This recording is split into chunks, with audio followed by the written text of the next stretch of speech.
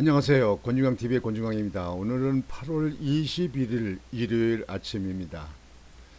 아침 방송을 시작하겠습니다.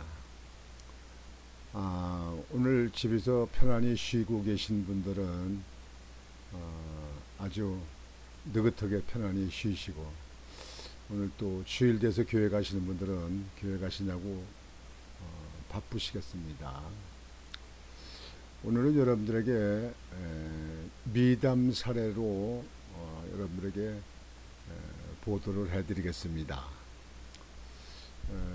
94세 된 할머니가 생활비나 버스비를 아껴서 소액 청소년 장학 기부를 하고 있는 아름다운 사연이 있어서 여러분들에게 보도를 해드리려고 합니다. 장경숙 할머니, 94세 된 할머니, 아주 노인네죠. TV에서 해외 불우아동 보고 기부를 시작했다. 버스 대신 걸어서 복지관 오가며 돈 모아 김경숙 할머니 젊은이들 능력 범위 안에서만이라도 주위를 돌아보며 살기를 바란다. 야, 참 정말 존경스러운 할머니예요. 매년 100만 원을 모아 형편이 어려운 지역 청소년들에게 장학금을 주는 김경숙 할머니는 꾸준한 선행에 관해 묻는 기자 질문에 되레 손사래를 쳤다. 더 훌륭한 기부자들이 많아서 본인의 소액 기부를 알리기가 부끄럽다는 것이다. 기초생활보장 수급자인 할머니는, 이 할머니가 기초생활보장 수급자래요. 그렇게 도움을 받으면서 2010년부터 기부를 시작했다. 수급비와 노령연금 등 60여만 원가량의 월 고정 수익과 노인 일자리 사업 등을 통해 번 돈을 차곡차곡 모아서 매년 일정액을 대전시 서구 관저 사회복지관에 기부한다. 해외 불우아동들의 모습을 TV에서 보고 월 3만원 정기 기부를 결심한 것이 계기가 됐다고 한다. 할머니는 나도 전쟁을 겪은 적이 있어서 얼마나 힘이 드는지 안다며 못 먹고 못 입는 TV 속 아이들의 모습에 마음이 동했다고 말했다. 할머니는 이후 형편이 어려운 지역 청소년들에게 점차 눈길이 갔다고 했다. 아이들이 배움의 시기를 놓치지 않고 제때 마음껏 공부할 수 있기를 바랐던 것이다. 평생 못 배운 아쉬움을 뒤로하고 70세가 넘어서야 배재대학교 사회교육원에서 늦가기로 사강문을 쓴 본인의 모습이 생각나서다. 참 공부도 또 사회교육원에서 공부를 하셨네. 참 대단한 분이에요. 할머니는 생활비를 모아서 학생들을 도와주는 게 이렇게 큰 활력소가 될 줄 몰랐다며 30만 원이었던 목표 금액도 점차 50만 원, 100만 원까지 불었다고 말했다. 고정 수입으로 생계를 유지해야 하는 할머니가 10년간 매년 빠지지 않고 기부금을 마련하는 방법은 절약이다. 절약. 가장 손쉽게 아낄 수 있는 것이 시내버스비였다고 한다. 도보 40분 거리에 있는 관저 종합사회복지관까지 걸어서 오가며 왕복 버스비 2,500원을 아껴 1년에 30만 원 이상 모을 수 있었다. 최근 기자가 찾은 7평 남짓한 할머니의 임대아파트에서 가장 큰 공간을 차지하는 물건도 보행기구 2개였다. 워낙 고령인데다 수년간 걷다 보니 5년 전부터는 보행기 없이는 걷지도 못할 정도로 퇴행성 관절염이 심해졌기 때문이다. 할머니는 시큰거리는 무릎을 연신 매만지면서도 하나도 안 힘들다며 봉사하는 마음만은 앞서 나가는 것 같아서 좋다고 웃어 보였다. 전남 나주에서 태어나 유복한 어린 시절을 보낸 할머니이지만 그동안 기부는 꿈도 못 꿀 정도로 파란만장한 삶을 살아왔다고 한다. 20세에 결혼해 아들을 낳은 지 1년 만에 6.25 전쟁이 발발해 걷지도 못하는 아들을 들쳐매고 부산으로 피난길을 떠나야 했다. 휴전 후에도 군에 남기로 한 남편을 따라 전국을 떠돌며 아내와 엄마의 역할만 하다 보니 한평생이 순식간이었다. 2008년부터 복지관 노인들을 대상으로 무료 일본어 교육 봉사를 하는 것도 94세 고령에도 복지관에서 제공하는 중국어와 생활 영어 수업에 매번 빼먹지 않고 참석하는 것도 뒤늦은 아쉬움 때문이다. 할머니는 공부해서 교사가 되고 싶었던 게 내 꿈이었다며 아이들이 불편 없이 공부하도록 도와주고 싶었다. 돕는 즐거움을 뒤늦게라도 알게 돼서 참 다행이다라고 말했다. 이 지금 보도해드린 이 김격숙 94세 된 할머니 지금 현재 생활이 어려워서 생활보호 대상자 기초생활보장 수급자이기 때문에 정부에서 지원금이 해주는 게 좀 있죠.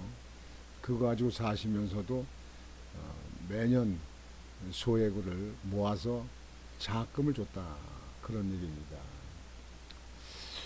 지금 현재 사실상 많은 분들이 소액으로 기부하는 거는 좀 줄이면 쓸자를 줄이면 이렇게 할 수도 있을 텐데 되게 소액으로 못 하죠. 뭐 손 부끄러워서 못 온다. 그래도 뭐 몇 천만 원이고 몇 억씩 몇십억씩 이렇게 기부하는 걸 갖다 기부로 생각하는데요. 저도 전에 구에 있을 적에 그거를 좀 해본 적이 있습니다.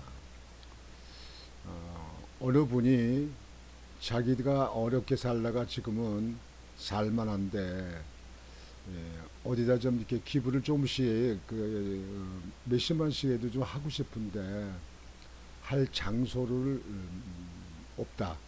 그리고 일을 하기 때문에 찾아가기도 어렵다. 그러면서 저한테 그런데 할 때 있는 거가 있으면 좋겠다 이렇게 말씀해서 이웃사랑 실천 모임이라는 걸 각 동사무소 동장들한테 부담되지 않도록 그걸 한번 추진해 보시오 해가지고 각 동사무소에서 이웃사랑 실천 모임이라는 것을 이제 발대를 했습니다. 각 동사무소에서 관내에 있는 사람들이 이제 몇만 원이고 몇십만 원이고 이렇게 이제 기부를 하게 되면 그걸 모아서 타 지역이 아니고 그 관내에 있는 소녀 가정이라든지 아주 영세한 노인들이라든지 이렇게 살기 어려운 사람들 겨울에 전기불도 못 넣고 이 전기 매트를 전기값이 없어서 매트를 못 틀고 아주 춥게 살고 이러는 분들도 있잖아요. 그런 분들한테 돕는 것을 해온 이웃사랑 실천 모임이라는 걸 해봤습니다. 오랜 동안 했어요. 지금은 그게 없어진 것 같더라고요.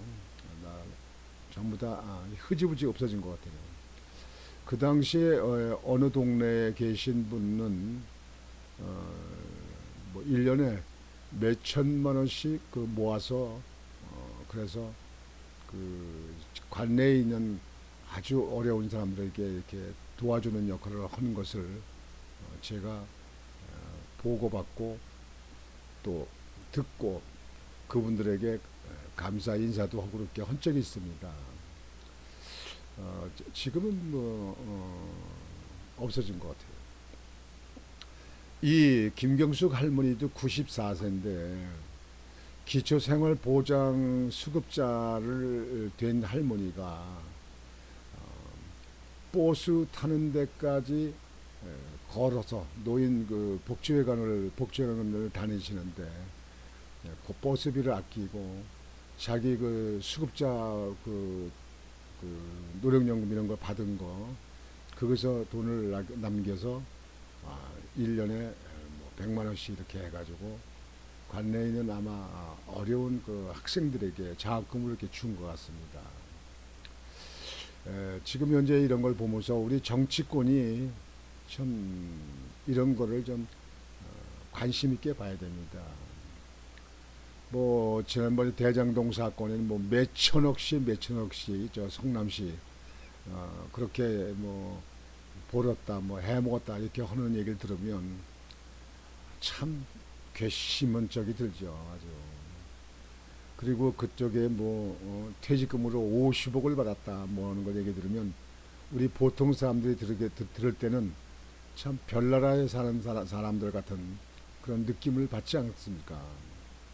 그래서 우리 국민들이 보다적으로 상대적으로 아주 어려운 사람, 뭐 여러분들은 생활고로다가 가족이 이렇게 집단적으로 극단적인 선택을 해서 유명을 달리하는 그런 것도 보도가 가끔씩 나오지 않습니까?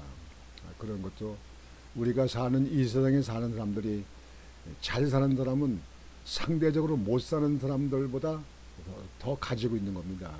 그렇다면 그런 사람들은 조금씩이라도 나누어서 주변에 있는 어려운 사람들 돕는 그런 인간의 마음, 인간의 사랑의 마음이 있는 것이 곧 인간 세상입니다. 복지국가 그리고 천국이 따로 있는 게 아닙니다. 우리 이웃에 있는 사람들을 관심 갖고 그분들에게 조금이라도 도와주려고 하는 그런 마음을 가진 사람들이 많은 국민들이 있을 때 그 나라가 선진국이고 그 나라가 복지국입니다. 그래서 오늘 아침 방송은 94세 된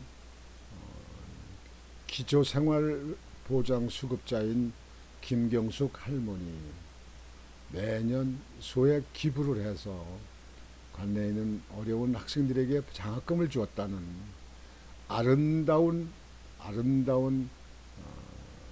그 모습을 보고 미담 사례로 여러분 여러분들에게 방송을 해드렸습니다.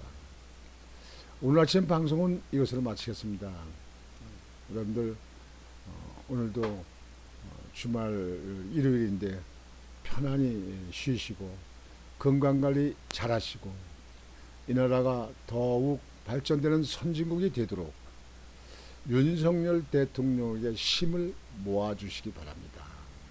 저는 이 나라 국민과 경제발전, 이 나라 안보 튼튼 이것을 잘하는 분이 나는 지지합니다. 그분이 어느 시대 어느 당의 대통령이었든지 상관이 없습니다. 저는 그분들을 존경하고 지지합니다. 그분들이 잘 되기를 바랍니다. 나는 윤석열 대통령이 그렇게 되기를 바랍니다. 그래서 역사에 남는 대통령이 되기를 바랍니다. 오늘 방송은 이것으로 마치겠습니다. 권중광TV의 권중광이었습니다. 여러분 안녕히 계십시오.